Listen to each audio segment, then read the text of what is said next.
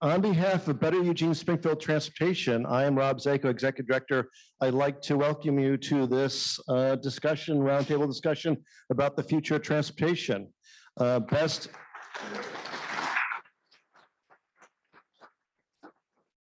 is a local nonprofit that formed back in 2012. We are building a successful community by bringing people together to promote transportation options, safe streets, and walkable neighborhoods. We really like bringing people together, people with different points of view, people with different expertise, people for parties like this, people learn and do stuff together. This is a great turnout. Thank you everyone for being here. And I'm going to turn over to my partner here, Carmel Snyder. Thank you, Rob. And thank you all for being here tonight. It's so great. We always get excited when we see so many people interested in livability and transportation issues. So welcome. I'm glad that you are here. And I know that Rob is also happy you're here. My name is Carmel Perez Snyder. I am Associate State Director for AARP Oregon. Thank you. So AARP is proud to be part of tonight's event. Thank you to BEST, the University of Oregon Transportation Services, Sustainable Cities Institute, Live Move, Safe Lane, Eugene Transportation, the Oregon Department of Transportation, Lane Transit District, Link Lane, and the Lane Council of Governments for your support of this event. I also want to say thank you to our esteemed speakers tonight, Congressman DeFazio, Jameson Otten, and Lynn Patterson for giving your time this evening to talk about this very important issue. AARP is a nonprofit member organization advocating for people 50 plus, and we have about 500,000 members across the state of Oregon. And you might ask, why is an organization for older adults so interested in transportation of the future? Well, the reason is that by the year 2030, we will have 73 million Americans that are age 65 and older. But the change really takes place 4 years later. By 2035, the United States will, for the first time ever, be a country comprised of more older adults than children. We want to ensure Americans can sustain mobility as they age, that they have a wide range of mobility options. And every community is different. You know, you have to decide what transportation is right for you. But wherever you live, whether it's a residential street, whether it's an urban setting, whether it's in a rural setting, transportation is important. But our streets, our main streets, all of that give us a sense of identity and place. That's important. So thank you for being here tonight, and I'm glad to talk about the future of transportation. Thank you.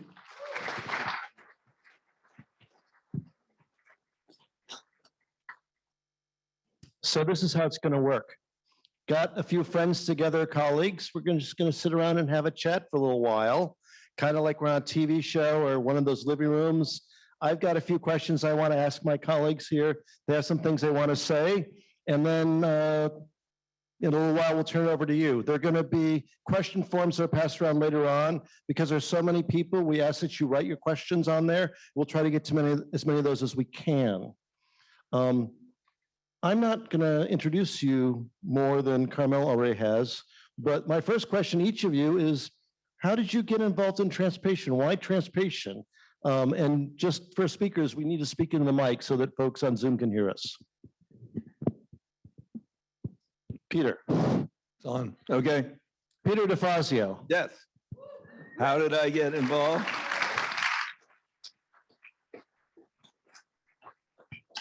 Well, I have a long and interesting association with transportation. As far as we know, I was the only former bicycle mechanic in Congress. And, then I became a county commissioner here in Lane County, which is the size of the state of Connecticut.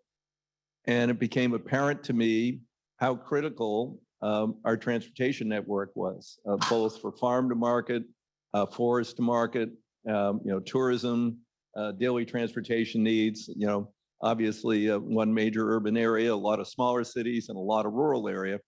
And then when I got to Congress, I said, I want to be on what was then called the Public Works Committee. And it was very competitive to get on committees, and went through that whole procedure. And at the end, everybody get together and say, what committee do you get? And I said, oh, I got Public Works and I got Interior. And they said, oh, that's too bad. What do you want, Ways and Means? I said, no, I wanted Public Works because, I know the value of, Public Works in transportation and a whole bunch of other areas, sewer, water, whatever.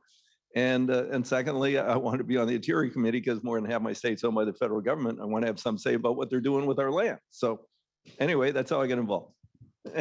Thank you. So Lynn, you started out in Wisconsin and now you're in Oregon. Wisconsin. Don't hold it against me. I'm a Badger. Oh, I know. I'm Lynn Peterson. I'm the author of the book in the back, Roadways for People, and currently serving as the Oregon Metro Council President, the only elected government in the entire country. Thank you to the League of Women Voters up front.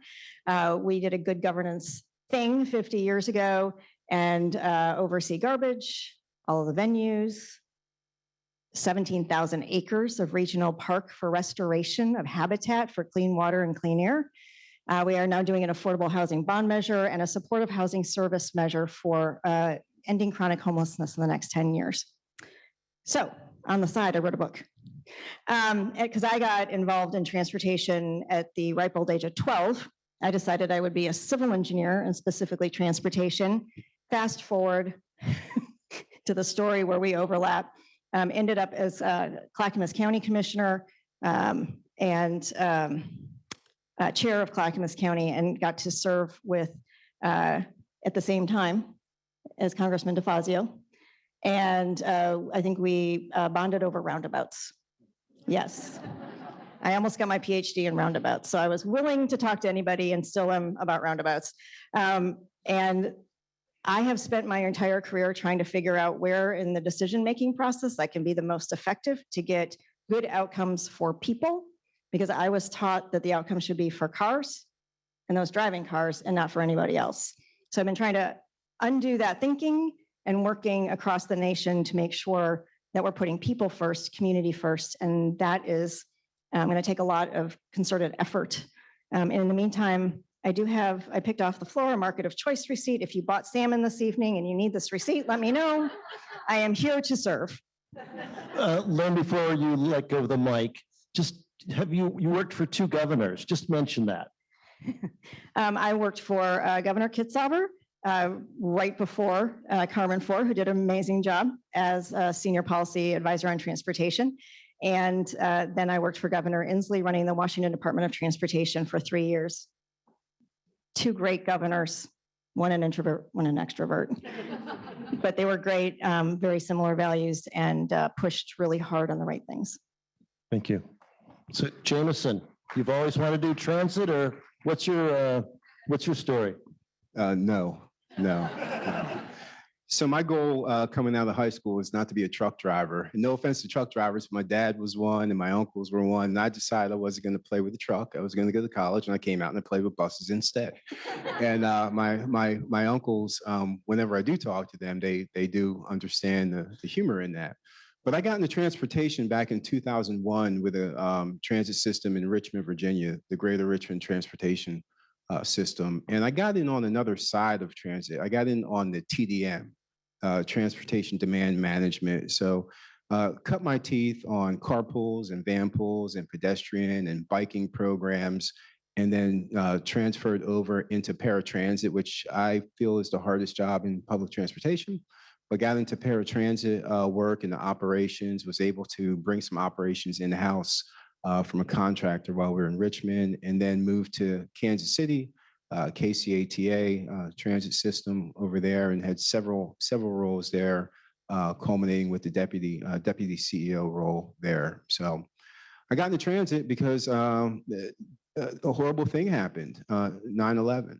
9/11 happened, and I was starting a job search in Richmond. My wife and I just moved to Richmond, Virginia. And I didn't want to work at Enterprise rental car anymore. I didn't want to have to wear a white shirt and a tie. But now I just choose to. And I got into that world through a paid internship program and fell in love with the aspect of working with people. So that's my story. But you're here in Eugene now. You're here in Lane County. Just tell us that part of the story of how long have you been here and what are you doing here? So I got here November 7 officially. I'm the general manager, CEO of Lane Transit District. I get the privilege of working with 7 new dynamic board members, 3 of which are here today. And several of my colleagues are here today. And I will tell you that the greatest asset that this community has within LTD is its people. They're all here for the right reasons, and we're all here to understand what our communities need us to be moving forward. And we'll talk about that a little bit. Great, thank you, welcome. So what we're going to do is we want to talk about the future, but to understand the future, we first have to talk about the past. So Peter, I'm going to ask you, you've been saying the last few years you didn't want to do Eisenhower 8.0 anymore. I know what that means, but can you explain what that means to our audience here? What's that about, and why not keep doing what worked back in the 50s? Well, a little sense of history is good. Dwight David Eisenhower, obviously a famous general later on. He led a motorcade when he was a captain across the U.S. and the roads were impassable. And then World War II, and at the end of World War II, he saw the Autobahn in Germany. He said, "We need that." We called it the National Defense Highway Program, and his vision was to knit the country together, both for national defense, movement of troops and weapons, but also to knit the country together in terms of commerce and movement of people. So we had the Eisenhower bill funded ultimately with a modest gas tax. We have been with that system now since the 50s. That's a long time, 70 years. And it was very, very highway centric. In fact, a lot of things planners didn't understand. They divided communities, particularly communities of color, and that's something we tried to deal with in my legislation and deal with a little bit in the IRA in terms of rejoining communities. So we split asunder just to build, like fastest, straightest routes everywhere. And they didn't anticipate that even within cities, the freeways would become the local conduit. And then that led obviously to tremendous congestion. So, finally, ultimately, when Ronald Reagan was president, transit was brought in under the umbrella and given a share of the gas tax. We have had many fights with the highway users over the share that goes to transit, and we finally settled it way back in 2006 with a 20% share after a very long and actually the last real conference committee I was on in Congress, which is pretty pathetic, was in 2006 for Safety Lou. Since then, it's all been kind of dictated, come down from the top. Anyway, fast forward, I'm getting seniority. I'm chairing the Service Subcommittee. And Obama's president, I think this is the time. We're going to modernize transportation in America, and we're going to make up for the disinvestment of the thousands, tens of thousands of bridges and the need repair of the transit systems, all that. Wrote a bill, passed it out of committee. He sent down Ray LaHood. The Secretary of Transportation said, sorry, we're not going to support the bill. That president's afraid you're going to raise the gas tax. That was the end. Okay, so then along comes Trump, the great builder. Okay, we have hopes. We get out of the White House, we meet with him. We talk about what's infrastructure. And we actually, after, he stops looking at little dots and squirrels and stuff, and you get them on point. We agreed on roads, bridges, highways, transit, rail, water, wastewater, and broadband. Pretty good package. And we were like, okay. And then he turns to the speaker. He says, well, Nancy, what do you think? What do you think? And she says, what do you mean, Mr. President? We said, how much? And she's like, 1.3 trillion. He says, no. And we're like, oh. He says, not enough. Says 1.6, 1.6. Okay, he says, no. Two sounds better, 2 trillion. So, but Mick Mulvaney, his chief of staff, the founder of the Freedom Caucus in the House, was in California. But all the other staff sitting around the room are like, oh my God, are you kidding me? That never happened. The next time we said, we'll come back in 2 weeks and talk about how to fund it. He came in, said a few words, slammed the door. You insulted me, walked out. That was the end of it. So come Joe, but still I wanted to set the bar. So I passed what was called the Invest Act, which is what you're talking about. It was not Eisenhower 8.0 or 8.3. It was a transformative piece of legislation to move surface transportation policy in this country into the 21st century. It is the largest emitter of carbon pollution, in the United States of America. We need to deal with that. I dealt with that in several innovative ways. One is every state had to measure, cap, and have a plan to reduce. And if you didn't reduce, we would penalize you, take money out of your highway fund, and it would go into rail or active transportation or transit until you could meet your goals. Obviously, there was a lot of dissent about that. A lot of states didn't like that. The second thing was fix it first. Fix what we have. 42,000 bridges in the national highway system need repair replacement. 40% of the national highway system is deteriorated to the point where you have to rebed it, not just resurface it. And transit has a $108 billion backlog to be brought up to a state of good repair, let alone building out new transportation options that people need for the transit deserts and other places that we have never served in America. So I adopted new policies in transit to say, we're going to go into these areas and we're going to measure you on frequency and service and not the lowest cost, which is what the measure had always been. And then the third major thing with Fix It First was inspired by Virginia.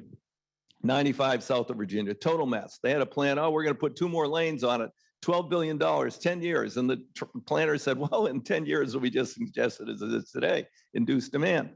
So the Democrats at that point were in charge. They said, well, maybe we can do a rail line. And so they went to CSX, and normally the railroads, we gave them the right of way. They won't let us use it for rail or anything else, but they were desperate because they couldn't get over the Potomac River. The bridge was 99% of capacity. So they said, okay, we'll work with you. And Virginia said, we'll build a new bridge over the Potomac River. You give us right of way and access, and we're going to run higher, not high, higher speed trains from DC to Richmond. And it will cost half as much and will reduce congestion. So I put that principle in my bill. Before you build out these massive new highway projects, you have to look, is this the best alternative in terms of climate and pollution and in terms of congestion and in terms of quality of life? Is, another 4 lanes, 6 lanes, 8 lanes on your highways. Texas wants to pave over the whole state. That got huge blowback. Anyway, I passed it twice in the House. And it wasn't to be because the Senate and their stupid rules. So 10 Republican senators, and well, maybe 12 because Sinema and Manchin were involved, wrote the bill. And they took out Fix It First. They took out the mandatory carbon reduction. And they took out measuring transit by service and reliability and went back to the old measure of we're going to measure you on how cheap you are. So that my bill's still there. I wrote it. It's the vision. And hopefully a future Congress will pick it up. So that's 70 years of federal transportation policy. Yeah. Compressed. Thank you. So for a totally different, point of view, Lynn, you've just published a book, Roadways for People, Rethinking Planning and Transportation Planning and Engineering. So you probably have a totally different point of view on this of where we're coming from and what needs to change or what's not working. I think it's very parallel, but from a different perspective than the congressman. When I started my career in 1988 at Wisconsin DOT, the wave of the interstate engineers were retiring. And there were more people retiring, mostly men, from the system than there were actually new graduates in the entire country in civil engineering, not just transportation, but civil engineering. So it was pretty easy to get in because there was a dearth. They needed more folks. And I would say that that's the beginning of this transition of my 30-year career that the country has been in, but also my journey from the state level through to local. And I think if I were to try to summarize it, it's that there were a lot of assumptions made about what makes for a good road when we saw the Audubon. And what do you do when you assume? You make an ass out of you and me. So I think what's happened is that there were a lot of myths around safety. What was safe, right? And whose perspective, who were we prioritizing? And so that meant that for the last 20 to 30 years, we've been bucking the wrong problem statement, which means all of our projects were scoped very narrowly. And when they're scoped very narrowly, they're scoped narrowly because we're not actually talking to anybody. So community involvement has been pretty negligible at the state level usually. And a lot of the local folks, elected activists, right? You're seeing, you're experiencing, you have a lived experience, and it doesn't feel safe.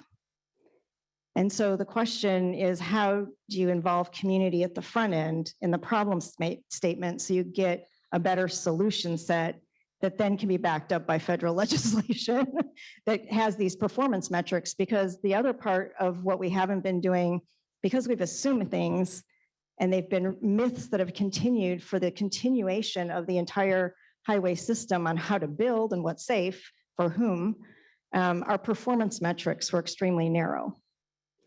So I was taught I would be successful on 4 metrics.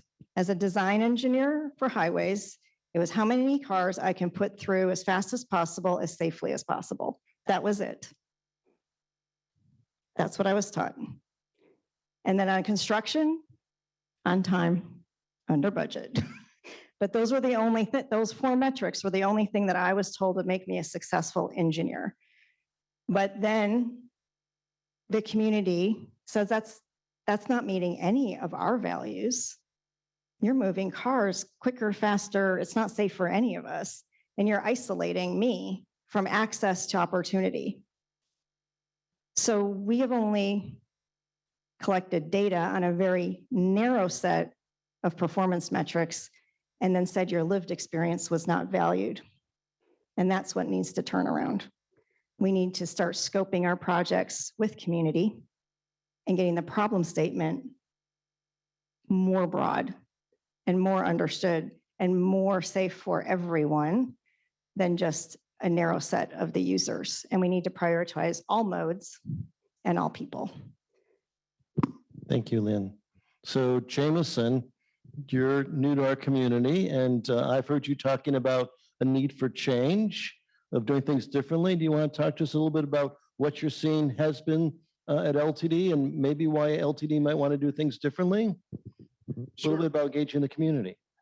Absolutely. You know, I like what Lynn said. She said what one of the first people that I met with in this community, not necessarily an LTD advocate, but she asked me a simple question: what are you solving for? Right? What are you solving for? And I think that's how we have to change. We have to figure out what are the outcomes that we're solving for. Now, a few years ago, if you asked me what a successful transit system looked like, I'd start spouting off ridership numbers and headways and trips per hour and all those great operational statistics that we use to run a company. We have to use those to run a company. But what are we really solving for, and how are we solving with the community? So 2 things. One, people are tired. You know, it's been a rough few years for everyone, and we're, you know, knock on wood, coming out of this thing.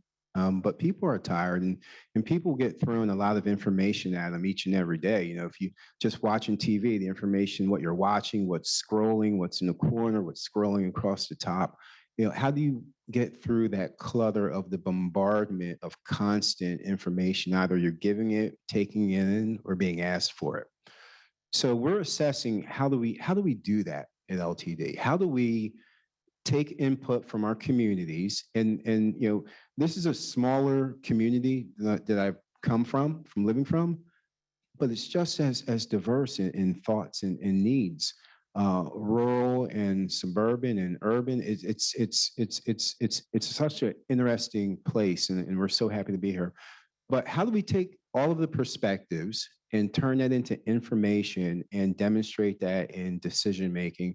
And then how do we report back from a transparent place and tell you, here's how we're doing, right? So that's one. And we're going through that assessment right now, and we're going through it with a consultant that we brought on to help guide us through it, to help us reassess our communication strategy. The second thing that's important is the question of what do you all need us to be? You know, it's not what Jameson wants LTD to be. It's not what our board wants LTD to be. It's what our communities need us to be. And how do we reflect the outcomes that are important to the communities in which we live? So if I were to ask the top 2 or 3 or 5 things on people's minds, the things that the city of Eugene is trying to solve for Springfield or Cottage Grove, what would they be? There's some overlap among all of them, isn't there? But expressing what we do in those terms, not in ridership terms. Yes, ridership is important, but the outcomes that impact the communities that we serve, that's the change that we have to look for. It would be, I talked to a young student today, and he was talking about his interest. And, you know, how do I, you know, what's some advice for me to get involved with planning public policy? The answer isn't pick the highest paying job you can find and go for it. That's not the answer. That's like talking about ridership as the only thing. The answer is, how do you impact outcomes? What's going to make you happy? What's the outcome? Do a good job, and the rest of it will come along with it. So I think we have to build a system that our communities need right now in light of how people are working and interacting with our system and prioritizing their lives, and take that information in and be very transparent with how we deliver those results. Thank you, Jameson. So I'm hearing all 3 of you talk about outcomes, about performance metrics, about designing for what we need, we being sort of a broader, not just what the engineers say, but what our community says. And I'm going to try to keep you down to shorter time limits here so we get a little bit more interaction. Not to tell everybody what the outcome should be, but maybe if each of you could just sort of list some things that you think, you know, the community might want to be designing for, planning for, engineering for, that's different from how we've done things in the past. And you've all said some of this, but just what are some of your top outcomes you think that transportation should be looking at in the future? Peter. Well, I mean, first and foremost, we have to reduce carbon pollution from transportation. I mean, there's nothing more important than that. Save the planet. Then we can move on to other things. You know, there are tools within the national policy, despite the fact I didn't get some of the things I wanted for active transit, you know, for micromobility. I mean, the administration is trying to massage and put out opportunities through grants that, you know, were not specifically, you know, were in my bill, didn't get in the final bill, but they have some flexibility. So there's a lot out there that I think we can anticipate, you know, and you know it's going to be a variable solution. You know, we're still gonna have a lot of people driving cars. I mean, that's not going to totally go away, that's for sure. But you know, we've got to move on to EVs or onto, you know, potentially green hydrogen vehicles. Green hydrogen probably most promising for trucks, trains, maybe even airplanes, who knows, but it has to be green hydrogen. And so I mean, I'm optimistic that, I mean, there's so many people would come in to see me with so many great ideas. Concrete that absorbs carbon. I mean, seriously, okay, how's that work? You know, concrete that can sequester carbon. You know, you capture it somewhere else, put it in, and it makes the concrete stronger. So we're in an incredible era of innovation, but we have a little problem with policymakers in that, and I'll end here. But every time when I passed the Invest Bill twice in the House, all the Republicans on my committee were against it, and they said climate doesn't belong in a transportation bill. And I said, climate is the issue with transportation, in addition to mobility. So, you know. So do you want to build on that, Lynn? We've heard climate change. I heard active transportation. I heard EVs. I heard micromobility. What should, in your opinion, what should we be designing for?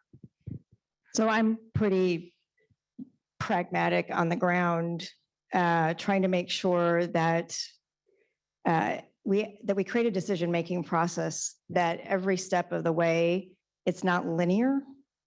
It needs to be iterative, and then we need to be in a curiosity, intellectual seeking mode about how people live and their lived experience, and how do we include that. So I guess what I would say is, overall, we can't make assumptions anymore. We have to test our assumptions. And it's okay if we make mistakes along the way, as long as we're learning from them. So the number one thing that needs to happen is that we need to, and this is what I learned in planning school, right? And I've taken into my elected life, is that you are all here and you showed up and you get a gold star. But there are a lot of people who couldn't make it here tonight, and their voices are just as important. And they come from all walks of life. And what kept them from being able to be here if they wanted to be here? That's the curiosity. What does it mean to the mother who didn't have Zoom before that maybe can watch on Zoom today, right? What does it mean for the dad who has a night shift but still wants to participate? Those are the people that need to be included. And we need to make sure that as we're, again, defining that problem, it's not so narrowly scoped. There's a financial, technical, and political risk to every transportation project, and every transportation project is either going to build community or destroy it.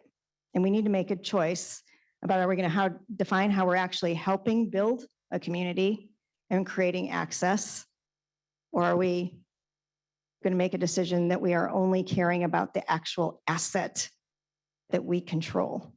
Because the minute we say we want to build community, we're going to bring in partnerships, the health community, land use developers, affordable housing.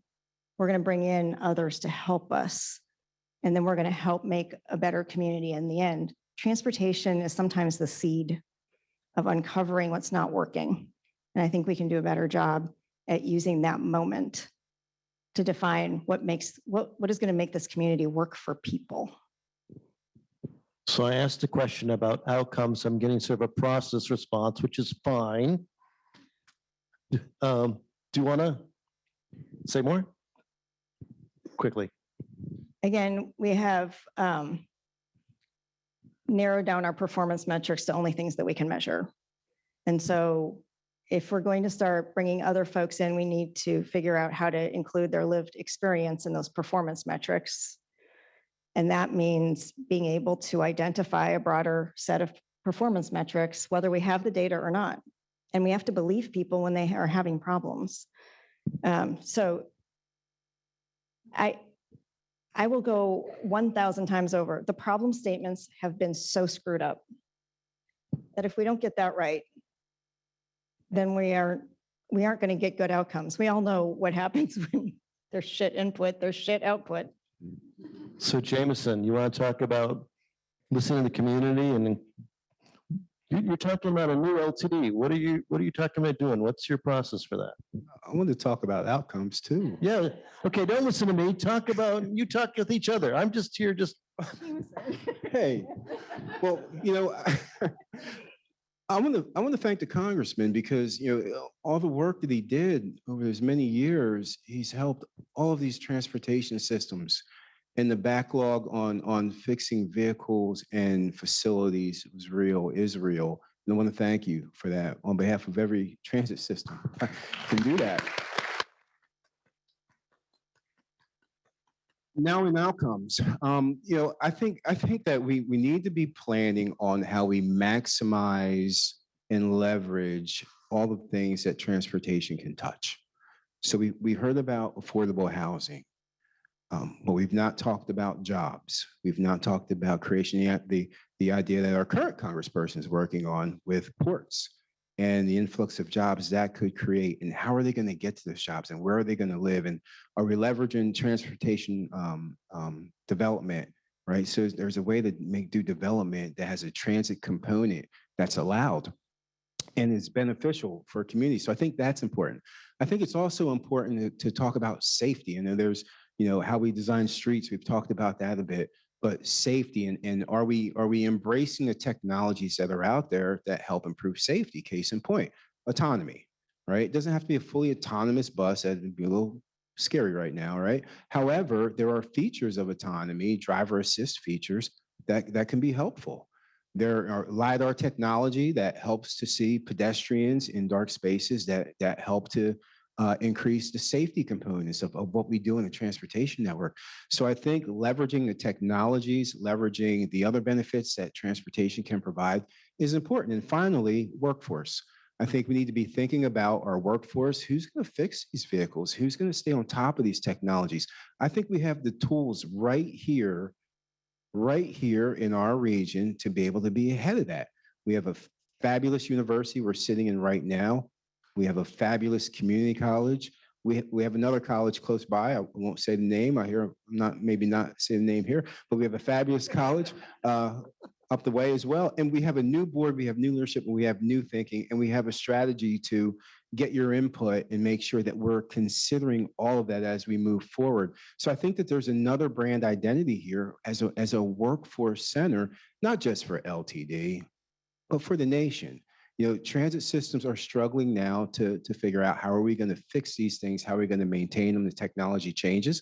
And I think that we have an opportunity there. So if you're asking me about outcomes and how I think we should be thinking as big as possible so we can get as much juice out of this squeeze as we can, because I think there's a ripe opportunity. Thank you. Go ahead, Lynn. It just brought up a really good point, Jameson did. I think in the state, we have gotten to the point where we have so much need on affordable housing and so much need for good paying jobs. And it's because we haven't actually invested as a public sector in building things. I think we've been scared that it would be the wrong thing. And it would be really interesting if you take the time. My budget as WashDOT director was a biannual budget of 10 billion. Are you letting that sink in? Now, you may not agree with every project in there, the Seattle Tunnel project, the 520 longest bridge in the entire world being replaced, the largest ferry system, third largest in the world. You might not agree with every project in there, but they weren't scared of trying. And during the same time period in Washington, they've spent 50 billion on roads and 55 billion on light rail. And we spent 2.5 billion and 1 billion. So when it comes to jobs and public infrastructure and public investment, we can actually lead in providing those good paying jobs. And I think we've been scared because does the big project mean more growth? Do we want growth? Is the growth going to happen the way we want it to? Are our Oregon values going to be reflected in what we see back? I think it's time that we actually just go ahead and do it and make sure that our Oregon values are embedded in every project, but we got to start spending money on ourselves. We have to invest in Oregon, and we haven't been doing that. Thank you, Lynn. I've got a couple more questions for our panelists, and then we're going to turn it over to you. There are question cards being passed around, and maybe Mark and Claire, if you could come up, and we'll start collecting those. Hey, Rob, just on Please. one point, I want to tell you, transportation can be totally transformative. And I'll just give an example that I would take my committee to Europe because they're way ahead of us on a lot of this. And so I took the last Codel I took them over and we were in Paris and we were going to go to Burgundy, but they had a labor strike. So the guy said, well, let's go to Dijon. Okay, great. Sure. We'll go to Dijon. It's 40 minutes high-speed rail to Dijon. It's this little small city, previously pretty isolated. And they started running high-speed trains there. And now people commute from Dijon to Paris because the housing is affordable. And it's predictable. It's like here, I got the first 5, there were 5 high-speed railroads designated in America in 1984. And one of them was Eugene to Vancouver, BC. What has Oregon done with that? Nothing. And I just say, look, if you could just get me to Portland in 2.5 hours on a train, it doesn't have to be high speed. I'll never get on I-5 again, never. Because it's productive time, and you don't know what's going to happen when you get on I-5. So transportation can be transformative and solve some of these problems in ways that we haven't really approached. And then one other quick example, Brightline in Florida, they built the line from Miami to Orlando. and they're going to go all over to Sarasota, high speed. And they thought, well, we're going to have all these little minivans or whatever to bring people, when they first started, to bring people to it, to get people there. And then along came Uber. They said, oh no, we'll link it with Uber. Now their app is, I'm here, I want to go there. You go to their app, says, well, you can get a scooter here, you can get a rental bike here, or you can do this, and and it will give you the cost and the time to get there. And that's what people want to know. Is it predictable? How long is it going to take? And how much is it going to cost me? And it has to be convenient for me and meet my schedule, my work schedule, my life schedule, whatever. Thank you. So my second to last question is, we've got somebody with federal expertise, somebody with state regional expertise, somebody with local expertise. What should our governments be doing differently? And then the last question is, what can all of us do? I'm not in government. What can all of us do to influence that? So whoever wants to, that's kind of an open-ended question, but I'm actually interested, Lynn, and maybe, do you want to start at the state level of? Yeah, let's start. Let's start at the state level. Might be easier.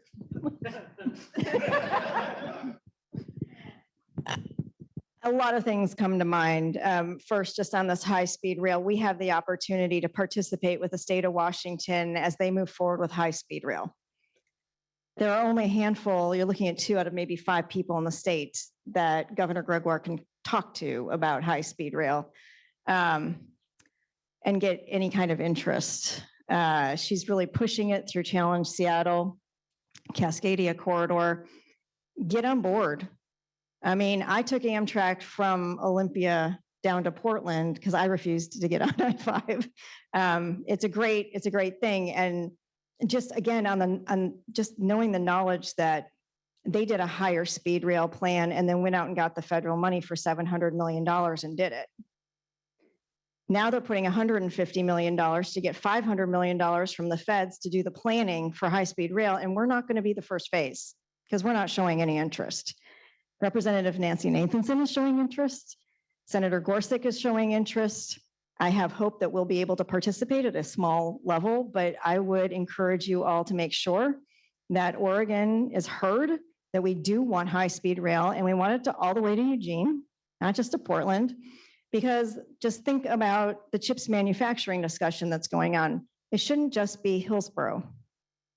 The state of Oregon has a lot of industrial area that should be within 30 to 45 minutes of the Portland region, and that would make it doable.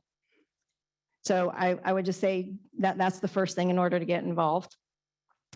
Second thing is to just be curious and get on your transportation committee, be part of that conversation at LTD, be part of these other conversations, and constantly ask why. Just be curious and keep digging and talk to your neighbors and find out how they live, how the people down the street live, how the people further out have to live because they don't have a choice. So that would be the second thing, is to be curious. And the third thing is to always ask who's not at the table. We need to get somebody at the table who's not at the table. What is it going to take?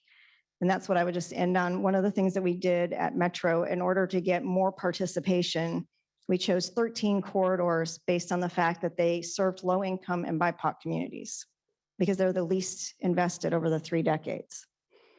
And then we went out 4 years in advance of a ballot measure and we gave community-based organization grants to increase their capacity to be able to talk about transportation.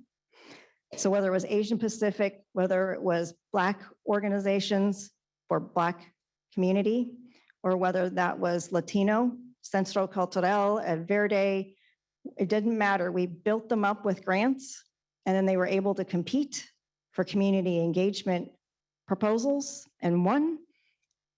And they did it in the languages, in ways that the community would understand, in safe places. There was no Metro staff in the front room. We were in the back listening. And the depth of understanding, the depth of information that we got from a lot of investment got people to the table. And what has resulted from that is that we now have 4 millennials on the council, never happened before. Metro's 40 years old. It's only been for retired folk because it doesn't pay well. And it's a lot of work. Now we have 4 millennials who are working full-time jobs and still willing to do this. And they are from very diverse backgrounds, and they're from almost every single one of the organizations that we put money into to get the capacity. And they have gotten the bug and gotten themselves elected with a lot of help from this region because they're showing leadership. And that's where the leadership is coming from. It's coming from the suburbs, because that's where you can actually get involved. In some of the bigger cities, there are a lot of people hanging on. And we're not getting the new blood. There's no way to get elected. There's no way to get involved. And so I would just say that would be the last part. We need to find ways to make room for more people at the table and get those diversity, the diverse voices there. Because I don't want any of you to stop being active, but we do need to find ways to get our young people engaged and get them the experience. There's no way that Lynn Peterson would have gotten elected in Portland at 28. I got elected in Lake Oswego. I was chair of the county by 36, and I was running a DOT by 45. That would not have happened if I wasn't in the suburbs getting the experience that I needed to start my career. So I just think about all of the barriers to access and how we can start just removing them systematically like they were created. Thank you. Jameson, whatever you want to say. Good night. I'm just joking. No, I think that, thinking holistically and throughout the entire mobility spectrum, right? The congressman talked about the apps that, can you put in origin, destination, time, gives you price. I think it's important to think that way as well outside of the app. There was a recent scooter launch. There's talks about bike share. There's talks about microtransit. How do all these things connect? And I think that we need to be thinking about that. I think that's the big change. I also think that from the inside, from LTD being a special district, we have to change how we think as well, right? We have to change how we think, how we interact with the service. We tell a story inside, or I ask a question inside the house, what football coach coaches from the booth? They're on the sideline, right? So they're on the service, they're understanding how our customers interact with the service, and they're understanding how to take that information and bring that into the decision-making process and managing the day-to-day. So in terms of what do we need to do differently, we need to interact with our service, get to know our service from the customer perspective and from the community perspective. One of the things that we have to do is right-size the service for how our communities are using it right now. Not pre-pandemic, but right now. Right now, our service, 40% of it runs right out here on Franklin Boulevard, right? We're chasing ridership numbers from 2019. And how does remote work impact that, and how people have chosen to live their lives impact that former service model? So my ask would be that you pay attention to what we're doing. We're going to be going through a comprehensive operations analysis that looks at how we operate our service, including our ride source service, which serves our most vulnerable customers. And then we're going to be updating our long range plan. And we don't want to do that for LTD's sake, right? LTD is your tool. So we want to develop what you need us to be, and it may look different than what it looks like today. But at the end of the day, it's about making sure our communities run well. Thank you. So looking around the room, I see students here.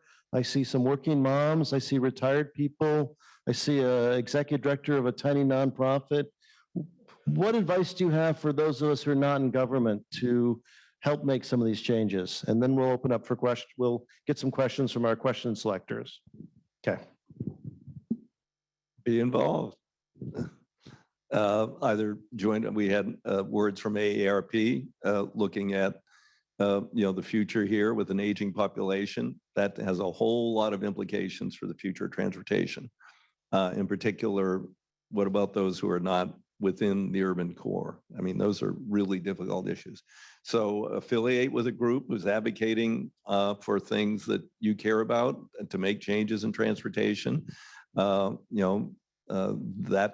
the key thing. I mean, when I go around and talk to students, I'd say, get on, be the student rep to the school board, run for office in the student council, make changes, just whatever level, whatever your interest is, find a place where you can make a difference and where you can find and affiliate with other people who share your views and have a bigger voice, and then push those changes toward the policymakers.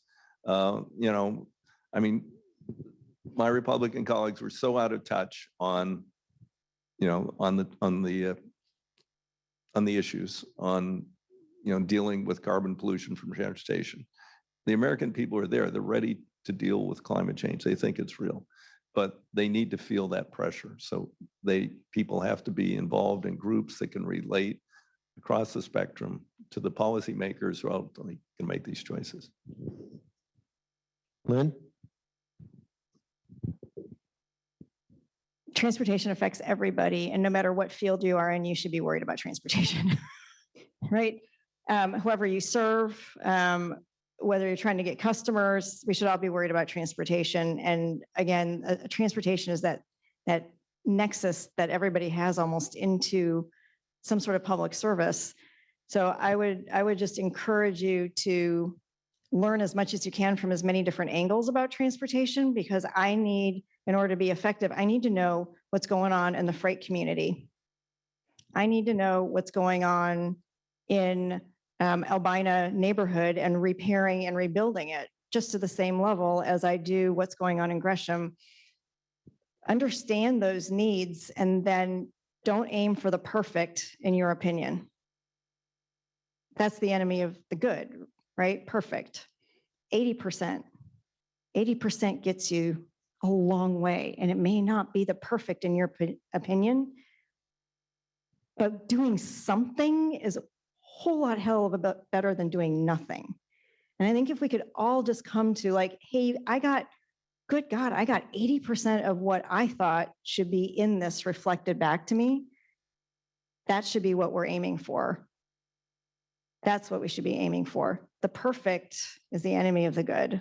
And we've gotten to the point where everybody's individual perfect is getting in the way of everybody making progress forward.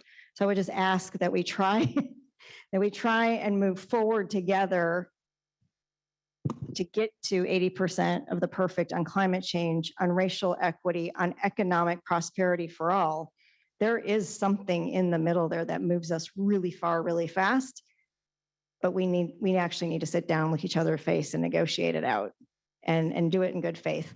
And I think we can make a whole lot of progress, but it means looking at it from 360 degrees, not just from one slice. Just like the problem statement, engineers, planners, I'm both, I can say this, sometimes there's blinders. And that's where we have to take the blinders off and see the system and how we can impact the system in more ways than one. So I think that's what I would do. Thank you, Lynn. Jameson, Can you repeat that one time, Rob? what advice do you have for those of us in the audience who are not in government? Students, retired folks, working moms, executive directors of nonprofits. What should we be doing to be part of the change? I think you should be communicating your needs, advocating needs. We don't know what we don't know, right? If we don't hear, we don't know. If you're not part of the conversation, the dialogue, then it doesn't get to the table. I think it's important for us, for our system to really understand, because that's what we truly want to do. We want to understand what the needs are and have that conversation. I've met with several folks from the business community who've had some pretty good questions and some pretty straightforward questions and good hard questions. And by the time we got through the conversation, there was a level of understanding. And I think it's important to be able to have that level of decorum, to have a civil dialogue. And you can be on the opposite ends of the philosophical range and still have a civil dialogue and walk away with an exchange of information with each other. So I think it's important to be able to have that, to be able to tone down the rhetoric and have the conversation, because at the end of the day, it doesn't help us get to the outcomes we're after. Thank you. I have a helper over here, Mark Schlossberg, who's been going through questions. We've got maybe another 20 minutes, and tell me what people want to know. Yeah, sure, go ahead. Okay, distinguished panel, nice to see you. Thanks for everyone being here. All right, and thank you for all the questions that were submitted. Obviously, we can't answer all of them, so I'm picking and choosing a little bit. And our guests are probably going to be lingering around afterward. So for some of the questions that were really targeted toward one of the three rather than all of them, go nag them afterward and get have that conversation. Okay, the first question, which is good for all of you, is there a community or a country or another system that the three of you look to for inspiration? And sort of what in brief do you look for in those that that you want to do? I don't have one. You know, I have several that really look at what is the mobility ecosystem itself, and not just, you know, not just buses and not just trains, but how do they all connect? Because I think it's important to have the viable options to choose to leave your car at home. And I'll never say leave your car at home every single day. However, if you have a viable option to leave your car at home, then that works. So Pittsburgh has been doing some work in this space. The congressman mentioned South Florida doing some work in this space. Miami-Dade's been doing work in this space. And Eugene-Springfield has been doing some work in this space. So I think that it's important for us to take a look at that. And I think it's important for us to really look at what works and how can you apply it? How can we apply it to our communities? Yeah, I'm just going to take one slice, and it's the repair and rebuild that was kind of in the IIJA. There were a whole bunch of communities that have been working to basically reconnect their communities over interstates. So reconnecting Rondo and St. Paul is one project that needs some help. If any of you are from there and you want to help, it's over I-90. And the question there is, do you widen it or do you cap it? Because if you cap it, you're not going to widen it later. So they're having a hard discussion. Atlanta, downtown Atlanta, they're looking at capping because the business community and the actual community asked for a cap, and they're funding a project. The business community is funding a project of capping 10 blocks of the highway through downtown Atlanta. And a former Oregonian, Paul Morris, is leading that work.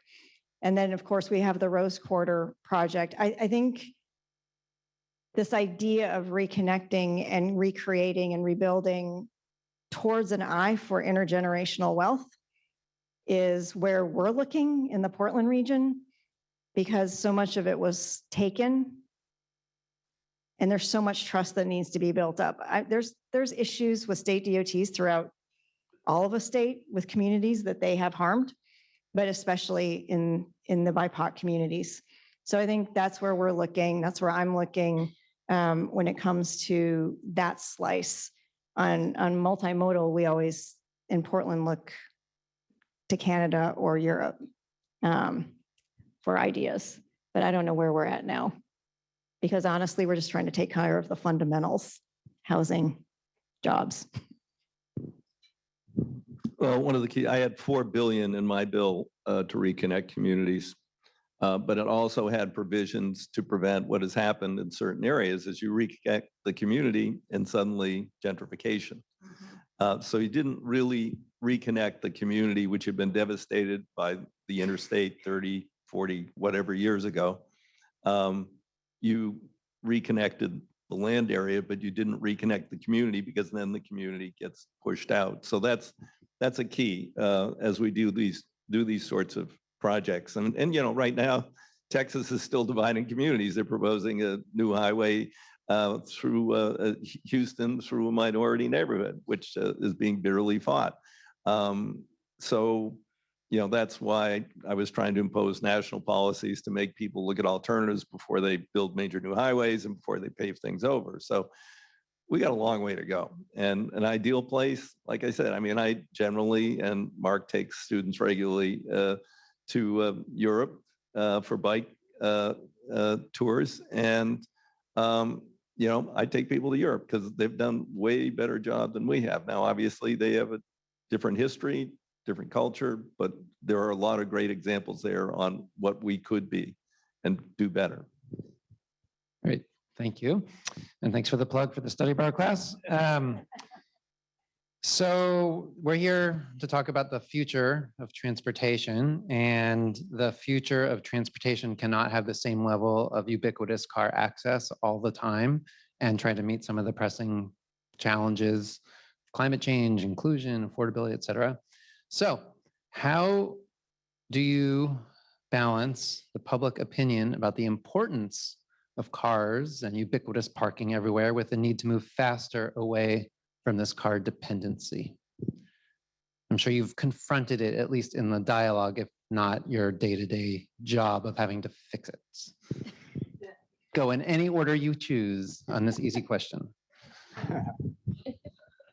I think, we make decisions based on several factors.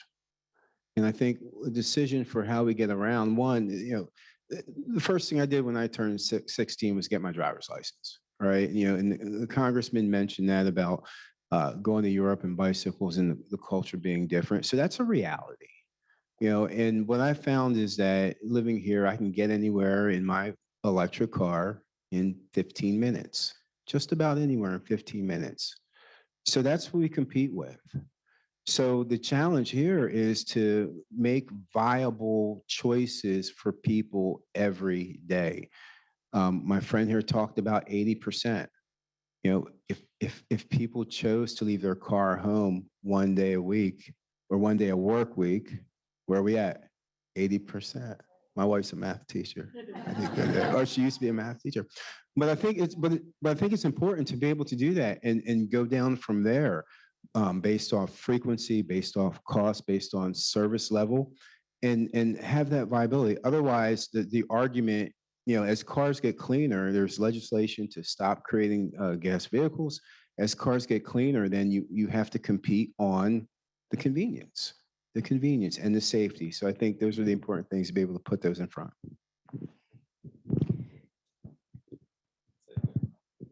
Yeah.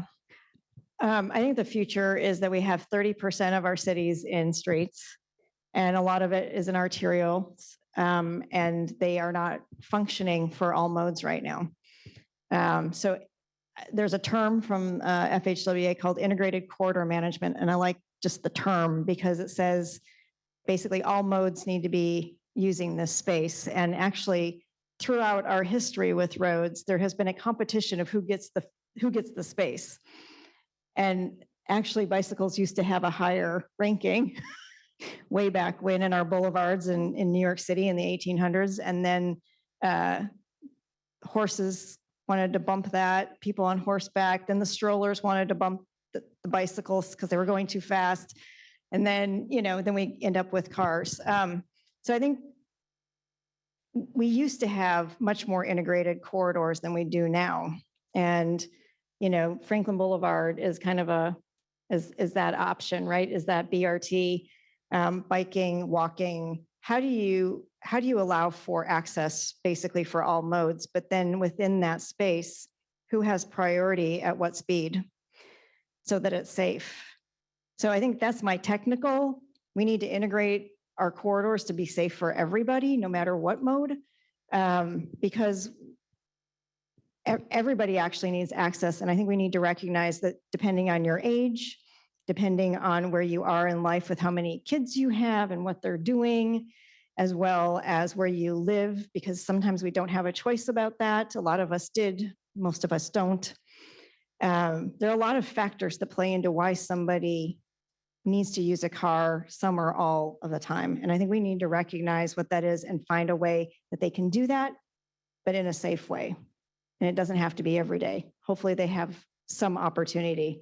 But I think integration is going to be the key, and like they do in Europe, every driver was actually a cyclist before they became a driver. So they have a different training and a different lived experience. They have an eye out for cycling. We need to get more kids on bikes. We need to get more kids out in the street, right? So that we're actually creating a culture that's not anti-car, anti-bike. It's, well, duh, you do this for this and this for that. right? And I have opportunity to safely do both. So I think it's trying to get our heads around safely integrating modes but at safe speeds, because right now they're not.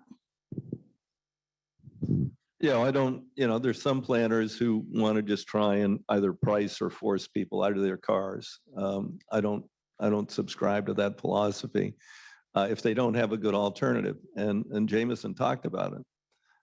If he can get anywhere in a non-polluting vehicle, mostly here powered by hydropower or wind power, in 15 minutes, how are we going to begin to provide something somewhat comparable for people who can afford that?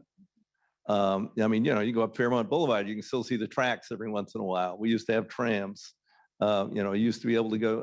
When you look at what we lost, what we had, and there's a lot written about that. My mentor, Jim Overstar, had a map of the LA basin. It went out. It was just unbelievable what they had in terms of streetcar service in that city back in the 20s. And then there's a lot of reasons why it went away. But we've got to be able to. It's got to be the service is key.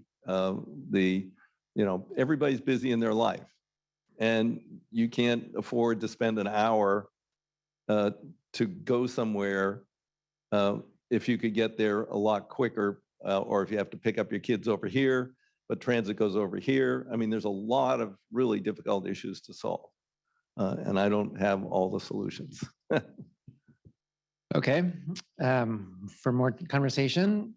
So here's another question, which places some opportunity for all of us to be engaged, which is in your either job, transit, or as a local elected official, or if we were engaging a member of Congress or the Senate, what could we do that would make your job easier, better, help you act faster, bolder, whatever it might be, so that we have a task to do to make the future of transportation better?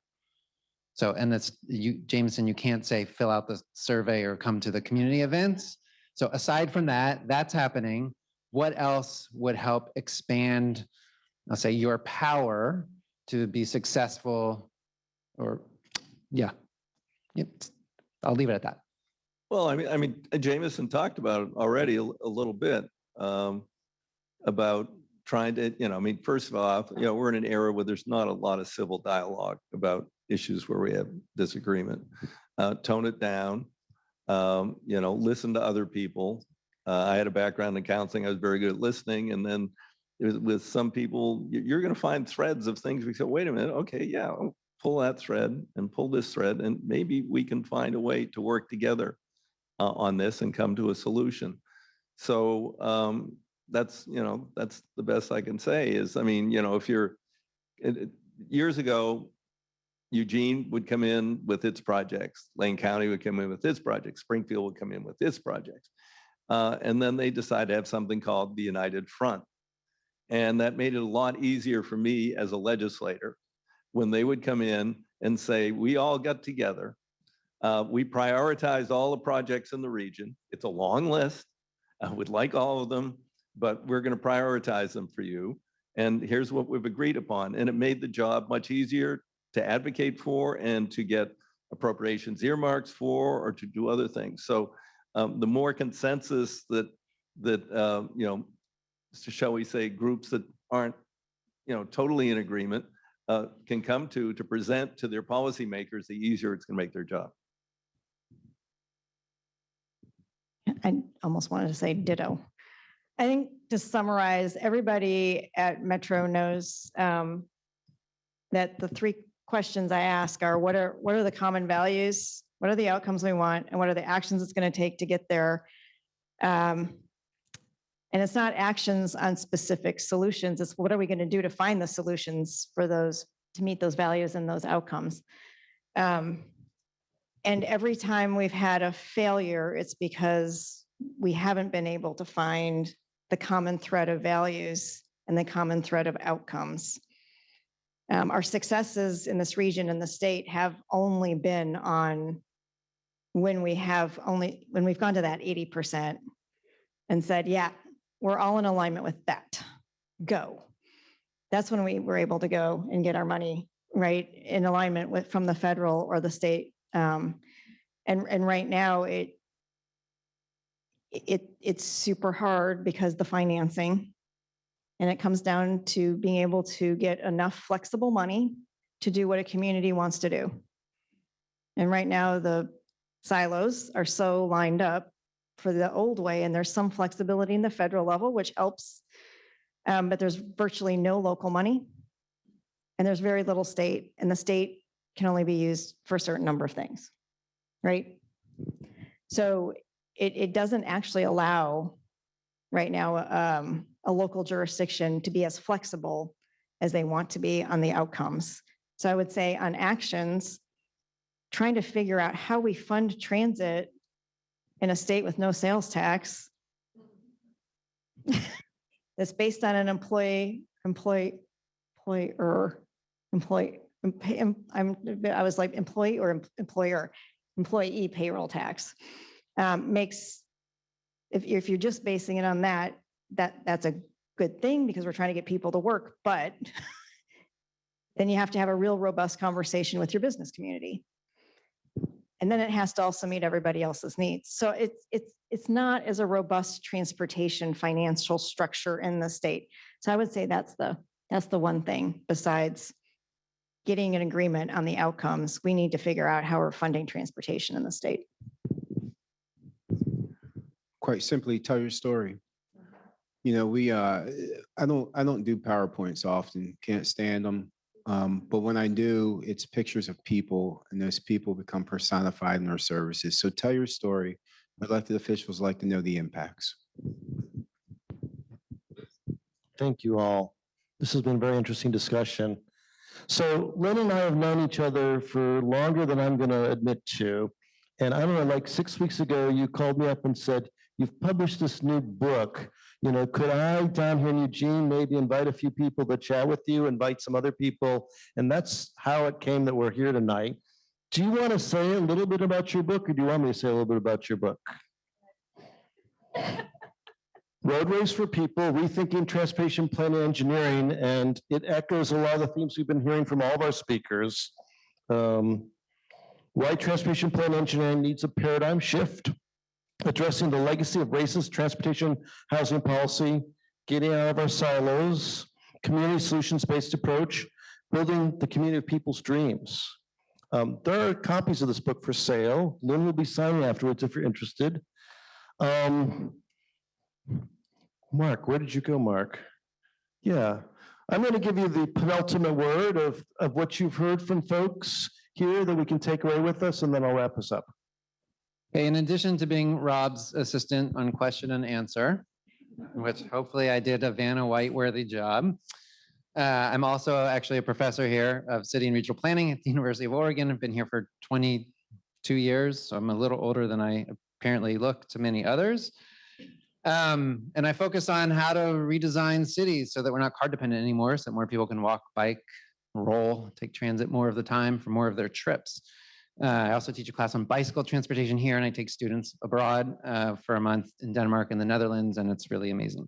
And we have some of our past students and professionals that we brought and some future ones coming this summer, so it's really great. Anyway, so I am in the School of Planning, Public Policy, and Management here. I also co-direct something called the Sustainable Cities Institute that tries to expand the disciplines of people who do transportation work. And we always consult and help advise and inspire different Oregon communities each year through that program. I also supervise a transportation student group called Live Move, table in the back. And so before I offer my final comments, I do want to make 2 Live Move oriented announcements, because this is a fantastic student-based organization that does work on behalf of our larger communities. These are students giving of their time. They're learning along the way, but they're trying to impact our larger community. And so there's 2 upcoming events. One is on May 20th. They are co-hosting a bike film festival, information in the back, and stay tuned. So there's both a sort of a traveling version and a local submission of bike-oriented films for a nice community event like this one. And then and that'll be happening here on campus, and then on May 31st, happening on campus, 2 Live Move projects this year, looking at things in the city of Eugene. One on doing an inventory of sidewalk quality across our communities. It's hard to improve the sidewalk network if you don't know where it is and the quality of it. And then other students are working on redesigning quiet residential streets into a modern cycle street network and livable spaces. So you get to check out their ideas, engage with students, and hopefully have conversation that influences local change happening. So anyway, wherever you found out information about this event, word will spread through those around those events as well. Okay, so a few reflections in addition to thank you very much, in addition to all of the insight and content, just thank you for all of your public service and the work that you do on behalf of the larger public. It's really appreciated.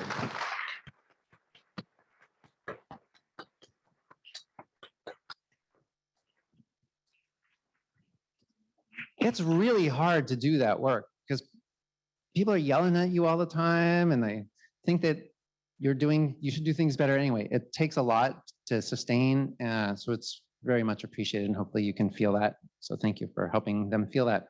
So a few things that I heard just as reflections. The first one that I think is maybe great for all of us to contemplate and to really push and keep focused, which is what is it that we're solving for? In the transportation world, which isn't necessarily where everyone here is, but in the transportation world, most people in the transportation world see transportation as an end in itself. And it's a strange thing as soon as you see it. And so I really appreciate the step back and think like, well, what are the things that we're trying to solve for? We're trying to solve for climate change. We're trying to solve for household affordability, which is the combination of housing costs and transportation costs, the first and second most highest spending for households in their budgets, right? So how do we reduce our carbon output? How do we address household affordability? Because if we can reduce people's transportation costs, then there's a little bit more money to go into housing. How do we reduce car dependency? How do we deal with social equity, public health, social cohesion, whatever it might be? What is it that we're trying to solve for? And then let's design and invest in systems to help us meet those goals. So I think that's really one of the takeaways that I'm taking from this conversation. The second one, which I really appreciate, I have 3, so this is 2 of 3. The second one, you always do things in 3. That's sort of even if you don't like PowerPoint, that's the PowerPoint rule. Always do things in 3. So the second one is, it's okay to make mistakes, learn from them and do better. And I think that there's 2 aspects of that that are really important for all of us. One, if you're in a position of leadership, to be able to say, yes, we're going to try something and learn from the things that we don't get exactly right and be okay with that. And in fact, support our staffs, if we're in leaders, to try things out, knowing that they can be tweaked and improved upon if they're not perfect. Because very rarely do we do anything that's perfect the first time through, right? We have to make mistakes, learn and do better next time. But for the rest of us, that means we also have to be okay when staff and city leadership and agency staff and leaders want to try something new to try to address a problem that we've been unable to get to. We need to be okay and support as much as we can experimentation, pilots, trying new things, and be willing to work with our community representatives, right, our public sector staff to help make things better when they don't hit on all the places in all the ways that they're trying to hit. So it's not just a responsibility for our organizations to inspire their staffs and their organizations to try and be bold, but it's also our responsibility to go along with that and be okay if things miss and not yell right away, but to be civil and constructive and to try to find ways to make things better. The third out of 3 is to get involved at any level. And I have a couple of examples of how this can be, particularly for the students that are left in the group, but it applies in a lot of ways, including sort of at adult levels. I'm married to someone who is a local elected official on the eWeb board who just decided, she heard the call of stop complaining, run for office, whatever that thing was, just run. Anyway, run for office. So she did that. So I'm inspired by that, but I'm really inspired by the students here at the U of L. Really quite amazing. And a number of years ago, for those of you who have been on Alder Street next to campus, it's a really nice bikeway. There are two things happen for students getting involved that made that project an actual reality. The first was, and kudos to the city, the first was sorry, this sounds like a little self-promotion, but sorry, but the city came to my bike class and said, hey, we need to rethink Alder Street. How can it relook? Because it didn't used to look the way it does now. It was really hard to bike from the river south through the city.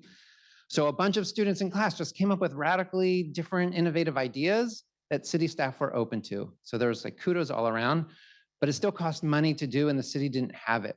And the way the money happened was that there's a state organization or a state committee. It's called the Oregon Bicycle Pedestrian Advisory Committee. They advise the Oregon Department of Transportation on bicycle pedestrian projects. One of the committee members is designated for youth under the age of 21. And so a random, not so random, but a random U of O student said like, I could do that. And you know, students are kind of busy and it's a lot of work to be on a statewide commission that's helping allocate millions and millions and millions of dollars around the state. And the vote to allocate money for the Alder Street project, it was tied 2-2, this is my understanding. And then this fifth person, this youth member, cast a tying vote that allocated the money to make that project happen. So that was just one person who happened to be on a 5-member commission that allocated millions of dollars to make this really nice amenity happen in our community. So it's just a little story that there are a lot of ways to get involved, right? You don't have to run for Congress, although that's awesome. You don't have to be run for city council and be on the nation's only regional elected government, although that's awesome. You don't have to lead a transit agency. That's incredible. There are a lot of ways to get involved. And as we know, for anyone who's following politics and all the rest of it, there's a lot of like angry, destructive voices engaging at all levels. And we need forward-looking, productive, civil, community-oriented voices getting involved as well. So that's just my last pitch. So again, thank you to our amazing speakers. Thank you to Rob and to Bess for organizing us.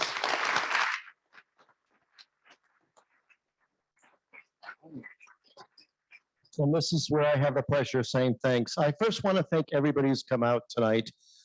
We've talked a lot about community engagement, about getting engaged. The fact that all of you are here means that you care about our community. You want to make a difference in ways small and large. Let's give everybody here a thank you for being here. Let's thank our speakers again, Peter DeFazio, Lynn Peterson, Jameson Otten. Thank you so much for sharing your experiences and your wisdom.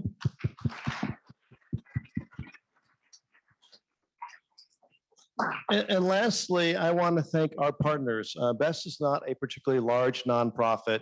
We couldn't have possibly put this event together without the support of our partner, ARP Oregon, without the University of Oregon, without Lane Council of Governments, without Lane Transit District, without Oregon Department of Transportation, without the City of Eugene. It was a partnership that made this happen. I want to thank all of our partners in this. Thank you so much.